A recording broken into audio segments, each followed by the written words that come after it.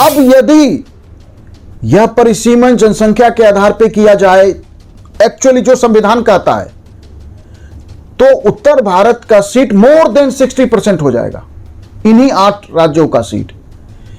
अब सरकार इस नए परिसीमन के इतनी जल्दीबाजी में है कि अभी हमारे देश में सेंसस का काम चल रहा है, लेकिन क्या ऐसा राजनीतिक उद्देश्य है, कौन से ऐसे राजनीतिक मंसूबे हैं सरकार के कि 2011 जिसके सेंसस के लगभग 15 साल हो गए, जिसमें देश की डेमोग्राफी में बहुत बदलाव आ गया, तो इसका मतलब है कि इतनी जल्दीबाजी में आप लोकसभा के सीटों का परिसीमन 850 जो करने जा रहे हैं वो 15 साल पुरानी जनगणना के रिपोर्ट पे, जबकि देश में जनगणना का एक प्रोसेस चल रहा है। इसीलिए आप देखिए कि तमिलनाडु में इस नए परिसीमन को लेके तमिलनाडु के मुख्यमंत्री ने इस परिसीमन के जो विधेयक पेश किए गए हैं उसकी प्रतियां जलाई है। विपक्ष इसका विरोध कर रहा है क्योंकि संविधान स्पष्ट रूप से कहता है कि जनसंख्या के आधार पर आप करेंगे। अब यदि आप जनसंख्या के आधार पर सीटों का परिसीमन करते हैं तो दक्षिण भारत के राज्यों का कहना है कि हमने भारत सरकार के ही एक प्रोग्राम के लिए काम किया कि देश की जनसंख्या घटाई और बर्थ रेट कम किया।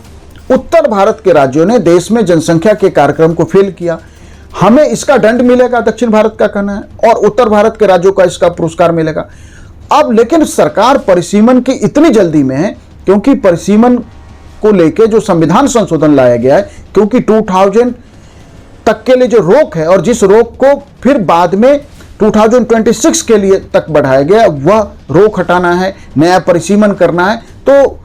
संविधान संशोधन करना पड़ेगा और जिसके लिए 2/3 बहुमत की आवश्यकता होगी, जो विपक्षी सांसदों के विरोध के बिना नहीं हो सकता। इसलिए उस नए परिसीमन को करने के लिए एक ऐसा फ्रंट फेस रखा गया महिला आरक्षण कि 33% महिला आरक्षण दिया जाएगा। मतलब 33% महिला आरक्षण देने के लिए यह परिसीमन आप कर रहे हैं। अब जो भी विरोध करेगा महिला विरोधी कहलाएगा, तो राजनीतिक दलों को मजबूरी में डाल के या इस तरह के राजनीतिक खेल खेल के